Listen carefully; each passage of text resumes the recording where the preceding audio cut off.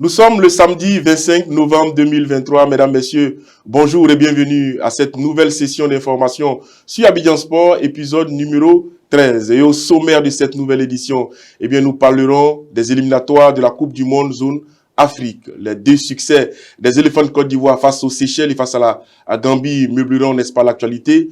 Et puis notre invité du jour est un visage bien connu du football ivoirien et bien connu également des plateaux télé. Lui, c'est Zoro Mac, qui nous fait l'honneur et l'amitié de répondre présent à cette émission. Avec lui, nous parlerons de l'Union des footballeurs professionnels de Côte d'Ivoire. Nous parlerons également des éléphants de Côte d'Ivoire.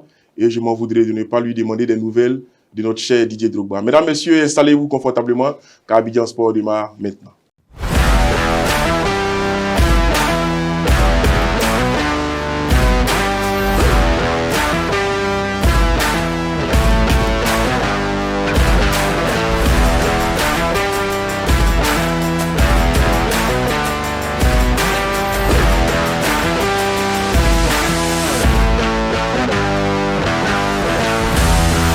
Vous connaissez nos canaux habituels, la page Facebook d'Abidjan Sport et le site UGF TV.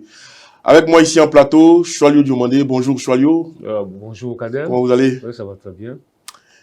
Et avec nous ici en plateau également, Zoro Mac. Zoro, bonjour et merci d'avoir répondu à cette invitation. Bonjour Kader, merci. Comment aussi à allez-vous? vous. Très bien.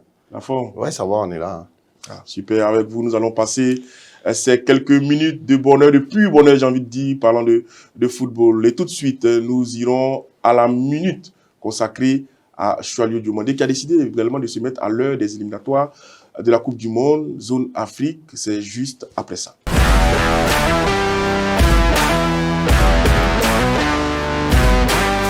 Choualio, avec vous, nous allons évoquer les éliminatoires de la Coupe du Monde zone Afrique. Et vous avez décidé, n'est-ce pas, d'apporter, on va dire, de porter votre regard sur la prestation des éléphants de Côte d'Ivoire sur ces deux sorties. Oui, écoutez, les éléphants sont en route pour la Coupe du Monde. On se souvient très bien que depuis 2014, la Côte d'Ivoire n'a plus participé à une phase finale de Coupe du Monde. On a raté l'édition de 2018 puis l'édition de 2022. Là, les éliminatoires ont commencé. Les éléphants sont logés dans un groupe F. Ils sont leaders de ce groupe-là au terme des deux premières journées. C'est une très bonne nouvelle pour le football ivoirien. Maintenant, il faudra gagner tous ces matchs et puis se qualifier pour cette Coupe du Monde qui est un moment important du football. Et là, les éléphants ont commencé à domicile. Ils se sont baladés face aux Seychelles 9-0. Ils ont eu la deuxième journée face à la Gambie, match très difficile. Mais on a vu une équipe de Côte d'Ivoire solide qui a su marquer au bon moment. Premier but à la fin de la première période, et le deuxième but, le but du chaos, chef-d'œuvre de Seko Fofana, en fin de partie, à 2-0, la messe était dite, le match était plié. Je pense que bravo aux éléphants qui ont bien entamé les éliminatoires de cette Coupe du Monde. Maintenant, il faut confirmer, il faut se qualifier. Allez les éléphants. Allez les éléphants, l'a dit Choualio Zoromak. C'est un parfum que vous connaissez, les éliminatoires de la Coupe du Monde, pour avoir disputé cette compétition-là. Comment on vit cette compétition-là? Comment on l'aborde? Oui, mais déjà, il faut toujours commencer cette compétition avec une victoire. Comme il a dit Choualio, ils se sont baladés et c'est un pain béni pour nous. Voilà, quand on gagne comme ça d'entrée, on a le moral, on est confiant, même si on a une équipe, je peux dire un peu faible, mais le plus important, c'est d'acquérir déjà cette confiance et puis aller de l'avant, prendre match par match et surtout gagner tous ces matchs.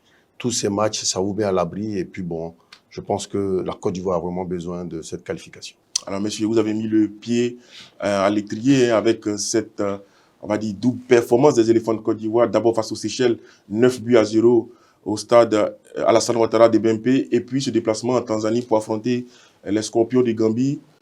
Match qui s'est soldé par la victoire des éléphants également, 2-0. D'abord sur le match face aux Seychelles, on entend dire que c'était un adversaire qui était très faible. Est-ce que finalement les éléphants n'ont pas assuré leur statut de favori en dominant cette équipe des Seychelles-là avec ce score? Non, mais Kader, c'est une chose certaine. Ils ont respecté leur statut. Il fallait le faire. Parce que quand tu joues ce genre d'adversaire, quand tu es capable de marquer autant de buts, il faut marquer. Vous savez très bien que dans ce genre de compétition, souvent, au final, il y a des histoires de goal à virage. Donc, quand tu as l'occasion de gonfler ton goal average, il faut le faire. Donc, il fallait d'abord gagner, il fallait marquer le maximum de buts. Ils ont reçu cela, ils ont respecté leur statut, ils sont bien entrés dans la compétition. Cela n'enlève rien au fait que cette équipe-là, c'est une équipe qui est très faible. Ça, on peut pas se voiler la face. Comme une équipe qui est classée 195e au classement FIFA, qui ne participe même pas aux éliminatoires de la Coupe d'Afrique des Nations. Il n'y a pas photo entre la Côte d'Ivoire et les Seychelles. Mais on dit bravo aux éléphants d'avoir gagné et puis d'avoir gonfler le goal average. Pourquoi je le dis? Au terme de cette deuxième journée, ils sont en tête de ce groupe-là. Ils ont le même nombre de points que le Gabon, mais déjà au goal average, la Côte d'Ivoire a plus 11. Donc vous voyez l'importance d'avoir gagné 9-0. C'est pourquoi je dis que c'était une très bonne chose de gagner beaucoup cette équipe des Seychelles. Partagez cet avis-là. Oui, bien sûr, moi je suis heureux. Comme il a dit Choalio, on ne peut pas regarder l'adversaire pour jouer au foot. Hein. Il faut mettre le maximum, il faut mettre le paquet. Et c'est ce que les éléphants ont fait. Et c'est le plus important. Puis bon, si on a la chance d'avoir toutes les équipes faibles mondiales, ça nous arrange aussi. Alors, écoutez, c'est ce qu'on peut souhaiter à cette équipe des éléphants de Côte d'Ivoire. Nous irons plus en profondeur sur ces deux succès des éléphants de Côte d'Ivoire. C'est juste après ça.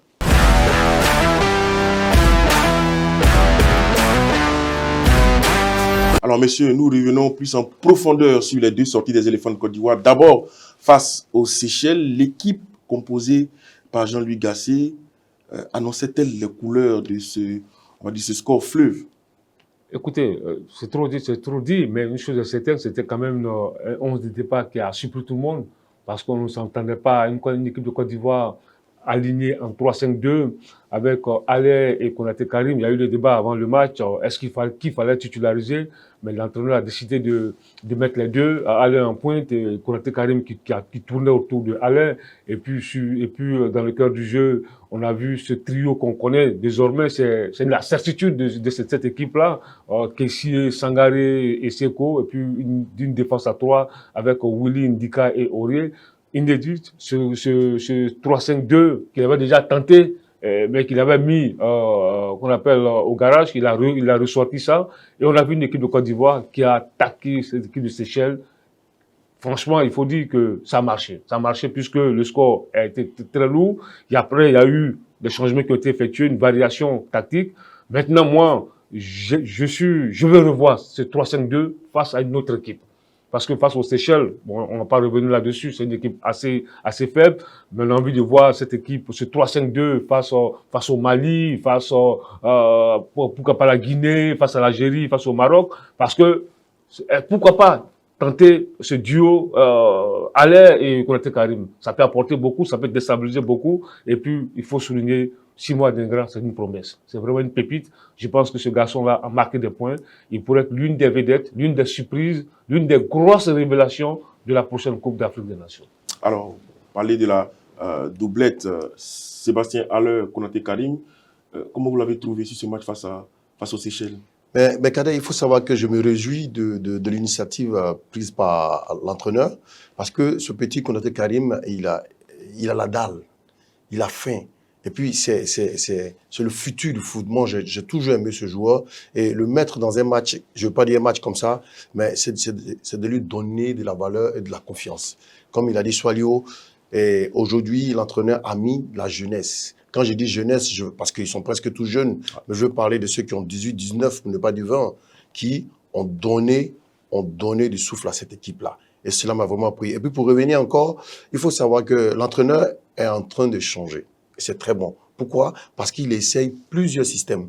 Nous sommes retrouvés en 3-5-2, il en a essayé 4-4-2, et il est important dans un système footballistique d'avoir toujours des plans B. Parce que durant les matchs, la physionomie du match fait qu'on change de système. Donc, moi, je l'encourage dans ça, et qu'il ait confiance aussi à cette jeunesse-là. Et à vous, le défenseur, j'ai envie de vous demander, un système avec 3 défenseurs ou un système avec 4, lequel, j'allais dire, si est le mieux à cette équipe des éléphants de Côte d'Ivoire quand vous connaissez le profil de chaque joueur? Kader, il faut avoir les hommes pour. Quand on joue avec un système 3-5-2, c'est qu'il faut avoir 3 solides derrière et puis 2 joueurs sur les côtés qui vont faire le flux et le reflux et qui sont bien pour défendre comme pour attaquer. Quand on n'a pas, c'est pas la peine. Mais quand on a 3-5-2, je pense que c'est la meilleure méthode. Pour les éléphants de Côte d'Ivoire, un 3-5-2? Un 3-5-2 pour moi, c'est bon.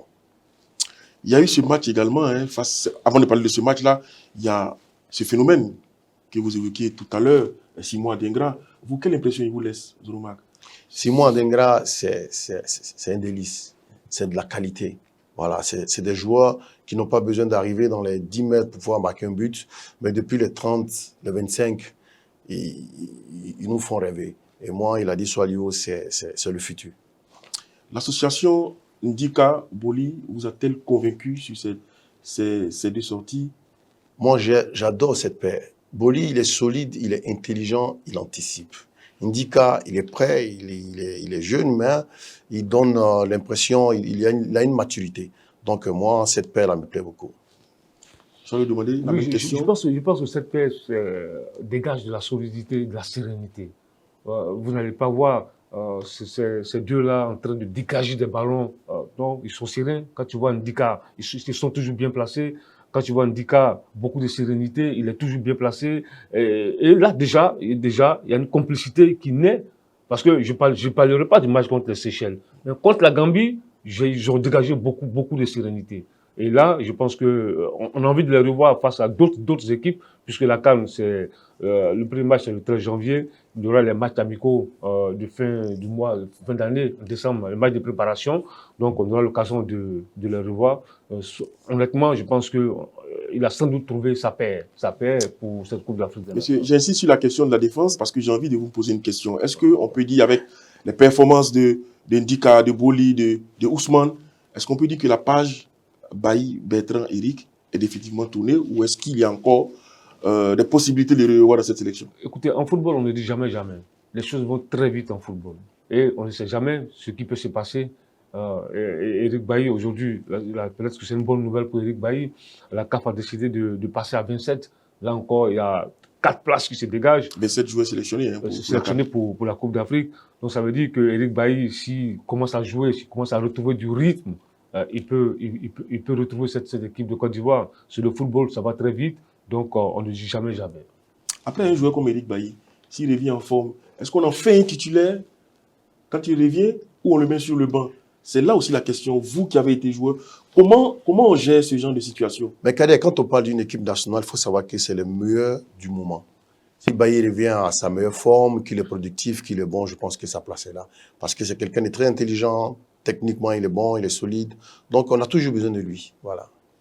Il y a eu ce match également face à la Gambie. En Tanzanie, faut-il le rappeler, un match piège, un match difficile, j'ai envie de dire, mais que les éléphants ont su négocier à l'expérience, j'ai envie de dire, Soalio. Oui, c'est l'expérience qui a parlé. Ils ont pas parlé de leur expérience face à une équipe qui était bloc bas, qui a resserré les lignes, qui défendait à 9, à 10. Alors c'était compliqué. Vous avez vu un peu, il a fallu attendre la 44e minute pour assister à l'ouverture du score des éléphants de Côte d'Ivoire. Et puis après, on a vu une deuxième période difficile, beaucoup d'engagement.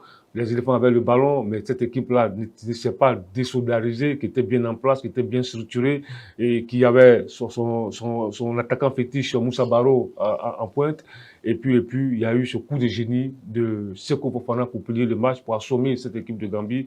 Je pense que dans ce genre de match aussi, il faut des joueurs qui sont capables par un exploit individuel, de faire la différence, par un coup d'éclat, de faire la différence. Et là, la Côte d'Ivoire a plié le match grâce à un Seko Fofana qui vraiment, ce but-là, c'était un chef-d'œuvre. Alors, je ne sais pas si vous pensez comme moi, mais ce match-là, il ressemble pour moi typiquement au match qu'on va avoir à la CAN, avec une équipe de la Gambie qui a joué bloc bas, qui pourtant avait les arguments pour évoluer, pour jouer, pour ouvrir le jeu, mais qui a décidé de défendre bas. Est-ce que c'est le genre de match qu'on va retrouver à la CAN? Oui, mais il faut le savoir que quand certaines équipes qui se disent peut-être inférieures vont croiser la Côte d'Ivoire, vont essayer de jouer dans ce schéma-là. Mais ce qui est important, comme il a dit Soalio, il faut être très patient. Parce que quand tu joues contre une équipe qui a un bloc très bas, il faut être patient parce qu'on ne peut pas défendre durant 90 minutes. À un moment donné, vous allez prendre 1 ou 2 buts. Et en ce moment-là, il y a ouverture de jeu et la Côte d'Ivoire peut s'exprimer plus. Et puis, je me suis dit, en jouant, habituellement, quand on joue à un bloc bas, parce qu'on a des attaquants qui sont rapides, donc on veut jouer en contre. Mais ce n'était pas le cas de la Gambie, donc je pense que l'entraîneur a quand même fait une erreur quand même sur ce côté-là. Pourtant, c'était un entraîneur intelligent, hein, Tom Semfit, qui a conduit cette équipe-là lors de la dernière CAN, qui est allé jusqu'en quart de finale et qui malheureusement, tactiquement, s'est planté. Oui, il a reconnu ça. Il a dit qu'en conférence d'après-match, il a dit qu'il ne pouvait pas prendre le risque de sortir contre la Côte d'Ivoire parce que la Côte d'Ivoire a des individualités qui vont vite. Donc, sans doute demandé à ces garçons de jouer bloc bas. Vous avez vu que ça n'a pas été facile pour la Côte d'Ivoire. Mais comme on l'a dit, il y a eu la patience. Et quand tu as des garçons qui ont la qualité individuelle, qui peuvent faire la différence à tout moment, ça a été le cas. Lorsqu'il y a eu ce ballon qui traînait dans la surface, Christian Kwame a fait parler sa qualité d'attaquant. Et puis, on a vu ce chef-d'œuvre de Seko Fofana. Et c'est vrai, comme vous l'avez bien fait de le dire, il faut le souligner. On va assister à ce genre de match-là, la Coupe d'Afrique des Nations, des matchs difficiles, des matchs durs, mais il va falloir être patient. Et là, le public aura aussi un rôle important à jouer dans ce genre de match-là où tout sera fermé, tout sera bouché. Mais le 12e, on doit parler et puis il faut être patient pour aller chercher, pour aller arracher la victoire. Alors, vous l'avez dit, hein, Seko nous a sorti un tour de magie de son chapeau pour nous offrir ce but magnifique qui a, on va dire, scellé le sort des Gambiens. Ce joueur-là, comment est-il important pour les éléphants de Côte d'Ivoire? À quel point est-il important pour les éléphants de Côte d'Ivoire? Vous savez, quand je suis arrivé en Italie, mon entraîneur me disait, Zoro, viens, tu vas jouer. Et moi, je disais qu'il y a des grands joueurs, il y a des grands frères devant moi. Il dit non, va chercher le pouvoir. Le pouvoir, c'est quand tu vas démontrer que tu vas t'installer, que tu auras le pouvoir. Et c'est comme ça que je me suis installé. Seko Fofana, il a le pouvoir aujourd'hui. Qu'on te le veuille ou pas, Seko Fofana, quand tu le vois jouer dans cette équipe de Côte d'Ivoire, on sait que c'est le maestro. Excusez-moi avec tout le respect que j'ai pour les autres, mais il est arrivé, il s'est imposé. Et c'est un joueur qui est fondamental. Je pense que dans le vestiaire aussi, il est fondamental. Et ça se voit. C'est un pain béni pour nous. Voilà, c'est un pain béni, il ne faut pas le cacher. C'est quelqu'un qui nous apporte énormément. Il est imprévisible, il est partout à la fois. Il a toujours le ballon dans les pieds. C'est le même avis que vous pensez Oui, absolument. Vous avez absolument. Vous savez très bien que c'est un joueur que j'aime bien. Il y a quelques années de cela, lorsqu'il était l'objet d'attaques de part et d'autre, on était l'un des rares journalistes à continuer de courir. Oui, mais parce que aussi il a fait la diva. Oui, mais il a fait la diva. Il a fait la diva. C'était peut-être des incompréhensions entre lui et Baumel. Ensuite, avec Gassé, qui se sont parlé. Gassé, il a fait preuve de beaucoup de management pour le ramener là. Parce que ce qu'on ne dit pas, il a fait plus d'une année sans jouer en sélection. Ah oui. Septembre 2022. Jusque-là, il avait disparu. Il n'est plus venu en sélection. Forcément, il avait un problème. Mais le problème a été résolu. Il a décidé de revenir. Là, il revient là. Comme tu l'as dit, il a pris le pouvoir. Il vit dans un groupe. On sent qu'il a envie de disputer cette CAN-là. Et puis là, il s'est installé comme le patron de cette équipe.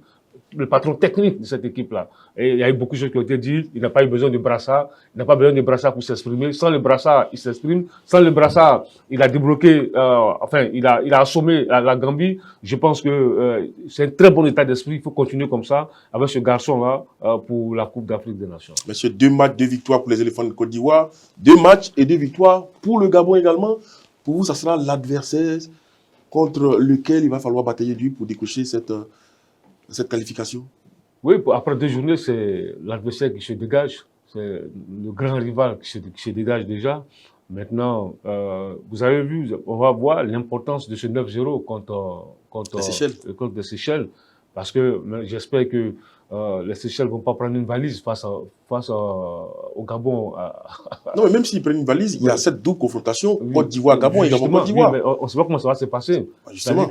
Voilà, parce que déjà, on a 6 points. Maintenant, au goal average, nous sommes devant.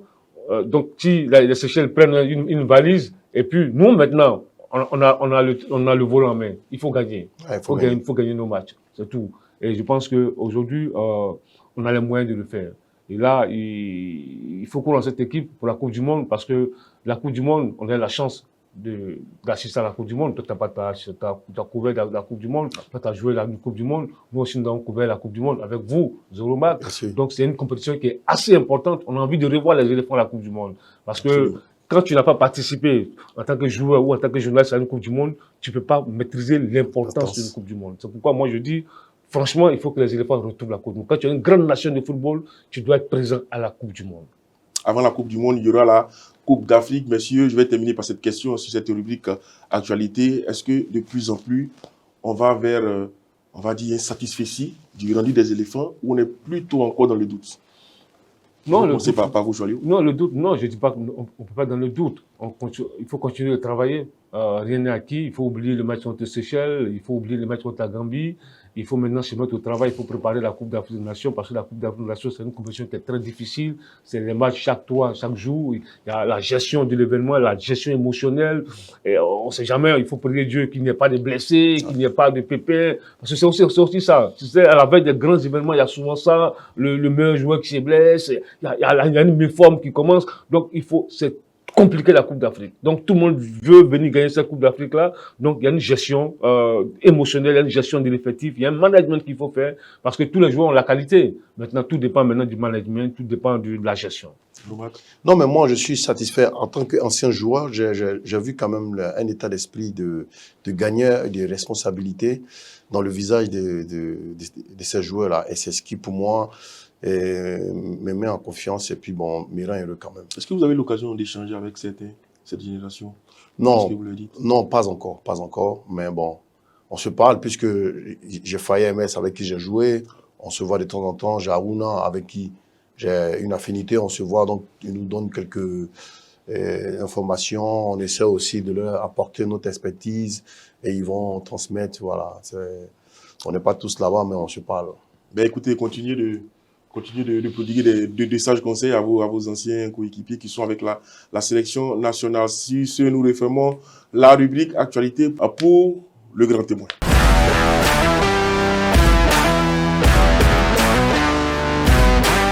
Le grand témoin, dernière rubrique de cette édition d'Abidjan Sport, épisode numéro 13. Et notre invité se nomme Zorouma, qui a bien voulu répondre à notre invitation. Merci encore, champion. Merci, Dadé. Alors, Zoro, dites-nous, c'est quoi l'actualité en ce moment? Ouais, actuellement, je suis président de l'Union des footballeurs professionnels de Côte d'Ivoire. On défend les intérêts des joueurs de la première et deuxième division et puis les joueurs qui sont à l'extérieur. Et on a ajouté le fait de chercher à améliorer les conditions de vie. Parce qu'il faut savoir que le footballeur, c'est quelqu'un, après le foot, il y a la vie active qui rentre en ligne de compte. Donc, on essaie de les aider et puis les mettre dans des conditions vraiment de qualité. Alors, vous êtes arrivé à la tête de cette union de footballeurs professionnels avec j'avais envie de dire beaucoup de bruit parce qu'il y a eu beaucoup de choses qui ont été dites, notamment de l'association qui existait avant vous. Aujourd'hui, quel bilan vous pouvez faire de vos actions? Je voulais juste rectifier, il faut savoir que Kader, aujourd'hui, le monde ne vit que de bruit et de buzz. Quand il y a le bruit et le buzz, les gens, ils aiment ça. Or, il faut aller à l'essentiel.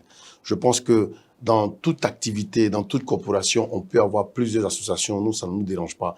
Vu que les membres sont nombreux, sont plus de 5000. Donc, si on se les partage pour travailler, je pense que c'est un pain béni pour le football ivoirien. Et cela dit, je n'ai aucun problème avec mes frères qui sont en face, avec l'attente, et ça se passe très bien. Maintenant, nous sommes en train de travailler. Aujourd'hui, l'UFPCI, après une année, parce que on a fait un an déjà en octobre, nous sommes à plus de 1100 membres actifs qui sont des joueurs.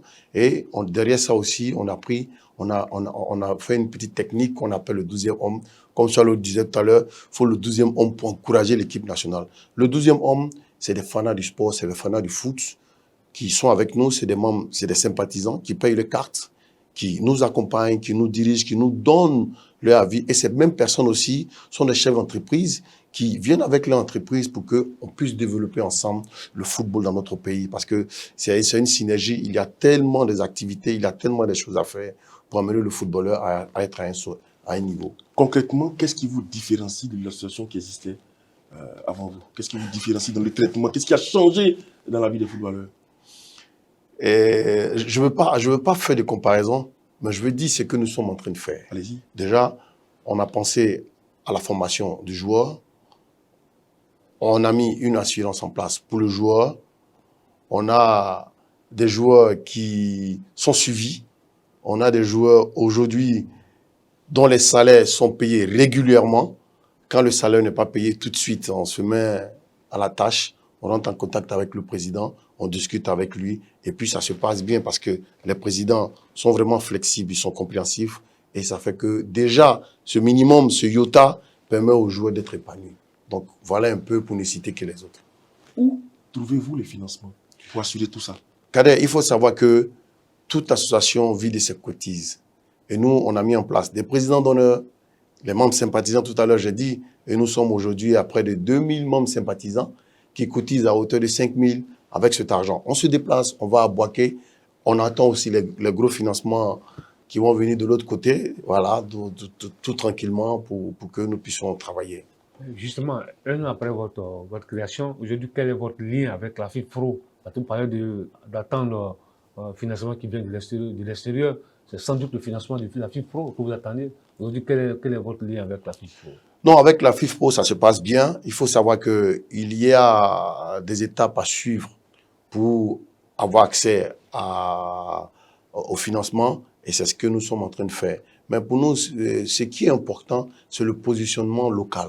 Comment se positionner, comment être fort, et c'est ce qui est important pour nous. Il n'y a pas que la FIFPro. Aujourd'hui, nous sommes en train de nous mettre en partenariat. J'ai joué en Italie pendant 10 ans, et l'ancien président Tomasi était un ami. Aujourd'hui, il est devenu le maire de Vérone, et son successeur, c'est un ami aussi. Il y a un partenariat qui va s'opérer d'ici à juste après la CAN, où j'irai en Italie pour parler avec lui, pour que eux aussi ils puissent nous aider avec un financement, avec leur méthode de travail, avec, disons, je ne veux pas faire de publicité, c'est pas si c'est de la publicité, mais comme la CNPS, comme le Burida, comment le joueur peut rentrer en possession de sa retraite. Et en Italie, il y a ça. Donc, c'est tout cela, la FIFPro, l'Aichi. Nous allons rentrer aussi en Allemagne pour voir toutes ces personnes-là pour qu'ils puissent nous accompagner. Voilà comment nous cherchons à être vraiment au-delà de ce qui était là avant.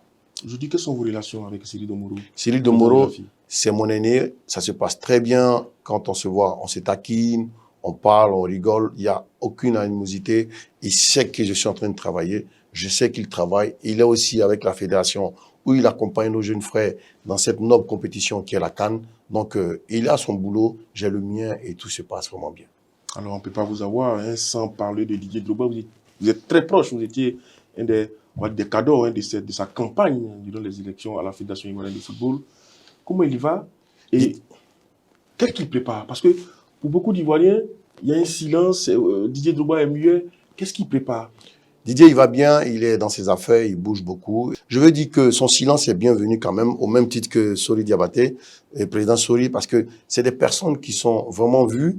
Si tout de suite ils se mettent à parler sur la gestion du football en Côte d'Ivoire, ça sera mal vu. Donc je pense que c'est un silence qui est quand même sage.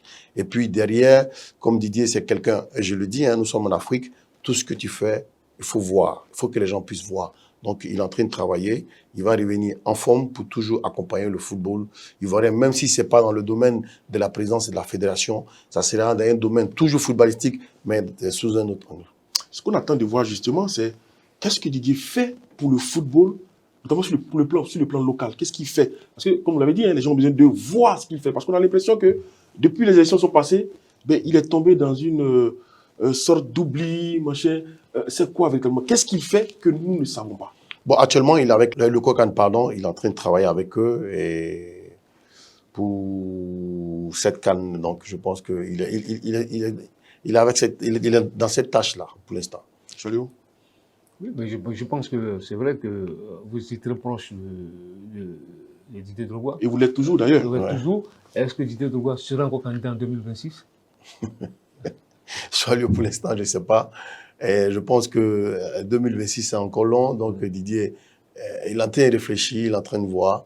Et mon souhait, c'est qu'il se représente parce que c'est dans mes rêves qu'un footballeur puisse diriger cette prestigieuse association. Voilà. Donc, moi, Didier, s'il y revient, ça sera une grande joie pour moi. Est-ce que les élections passées, vous avez quelques regrets sur peut-être la démarche, sur votre stratégie? Est-ce que vous avez tiré les enseignements, les leçons de cet échec? Oh, vous savez, c'est comme un match de foot. Quand on finit de jouer, quand on perd, on dit non, il aurait dû adopter cette tactique, ce système. Voilà.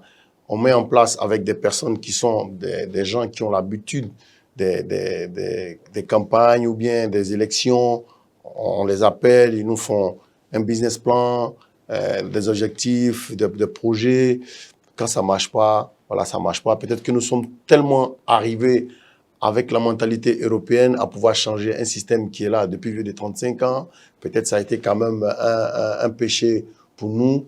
Mais je pense que la technique a été bonne et la prochaine fois, je pense qu'on ira dans un système un peu traditionnel. Dernière question sur ce sujet-là. S'il y avait quelque chose à changer, ce serait quoi pour vous? Sur les élections? Ouais. Dans votre approche, dans votre démarche?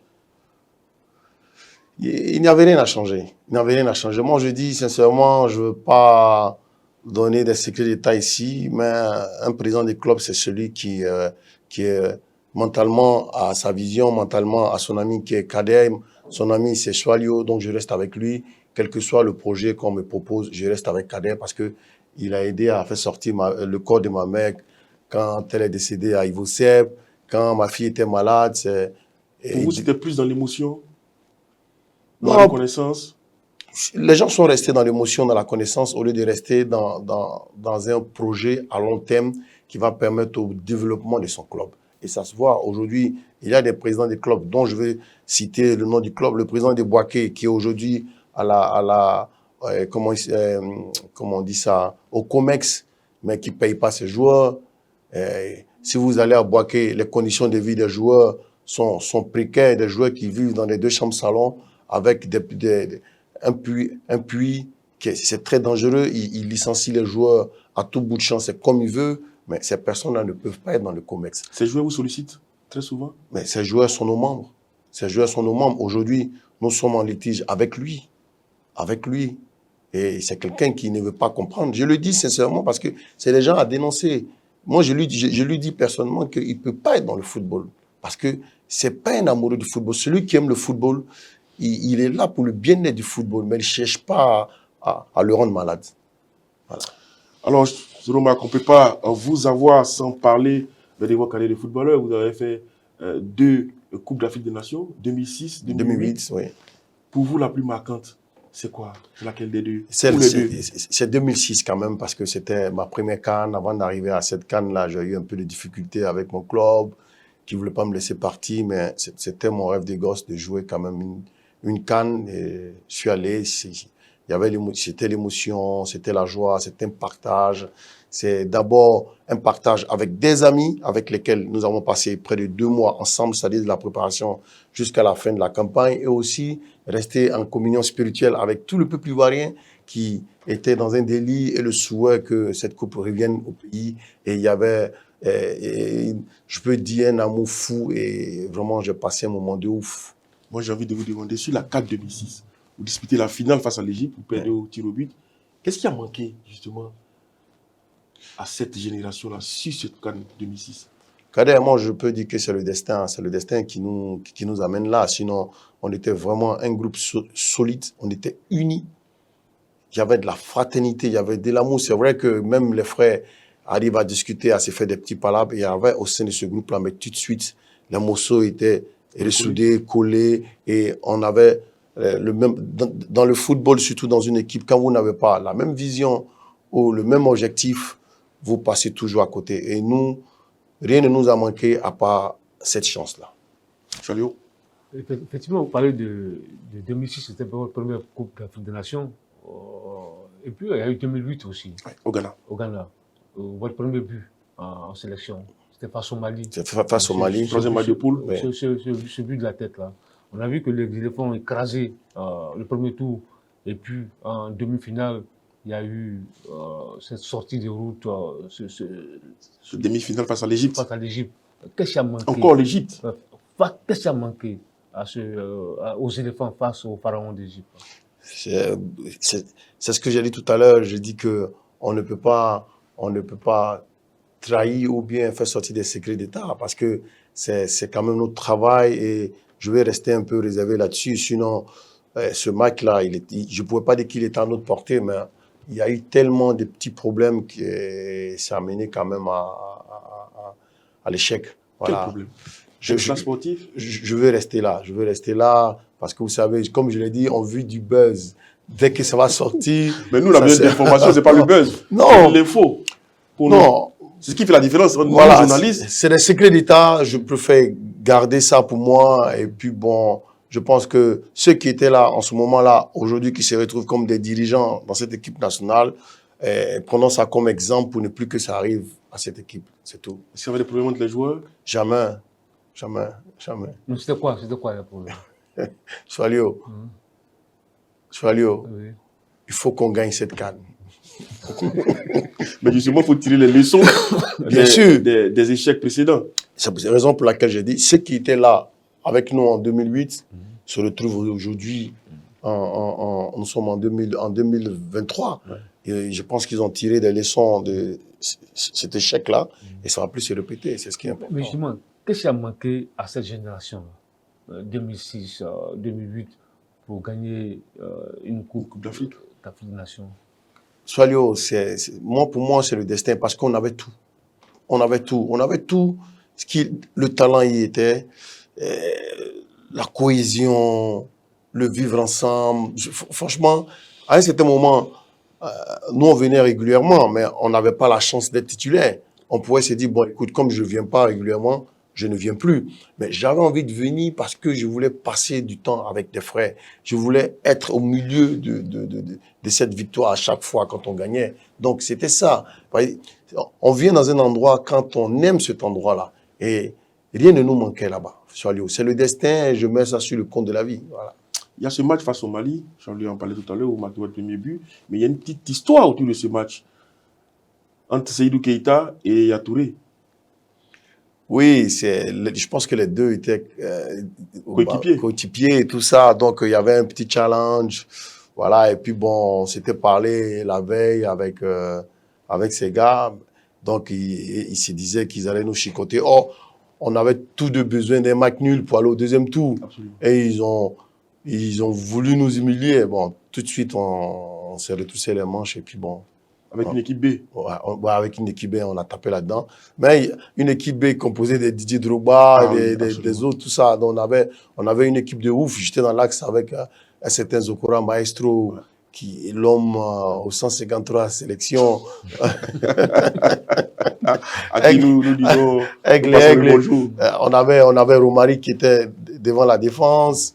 On avait Chico à gauche. Je ne sais pas qui jouait à droite. C'était pas Manou, non, je crois pas. Et puis, on avait un milieu de terrain avec Yaya, Fayemes, Aruna Kone.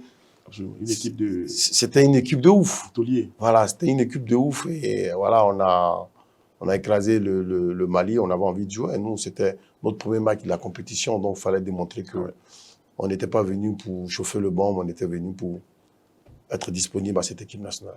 Qu'est-ce que vous retenez de votre passage sur les éléphants de Côte d'Ivoire? Oh, Kader, c'est un rêve d'enfant qui a été réalisé. Et puis bon, je vis ça aujourd'hui comme une bénédiction. Salut, une question? Justement, il y a Baki qui l'a dit sur une radio de la place que la génération actuelle, aucun joueur de cette génération ne peut faire partie de la génération, de votre génération de 2006. Quel commentaire faites-vous de cela? Mais Baki, il a dit avec son expérience et après, le grand frère Adjedou l'a pris comme une polémique. Et bon, je pense que ça n'avait pas lieu d'être. Moi, aujourd'hui, Otokore, c'est mon grand frère, mais c'est mon ami. Tout le temps, il me dit, la génération 92 est mieux que vous, vous êtes des joueurs de PlayStation, tout et tout. Mais je suis d'avis, ici, l'avis de Baki.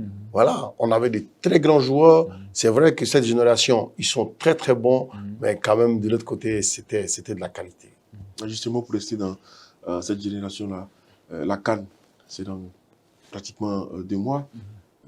Quel conseil, vous, en tant qu'ancien joueur, vous auriez aimé leur donner, leur prodiguer? Moi, ce que je peux leur dire, c'est d'avoir le même objectif. Quand on a le même objectif, on a la même vision, donc on se resserre les coudes et puis on reste unis. Mais quand on a des pensées ou bien des objectifs qui sont différents ou qui ne convergent pas, il y a une cassure et puis ça amène à la dérive, quoi. C'est Romac, merci d'avoir Kader. répondu à cette invitation. Je vais le demander merci pour votre contribution. Mesdames, Messieurs, j'ai pris plaisir à présenter cette émission avec vous durant ces quelques minutes depuis bonheur de décryptage et d'analyse du football d'ici et d'ailleurs. Portez-vous bien et on se dit à samedi prochain.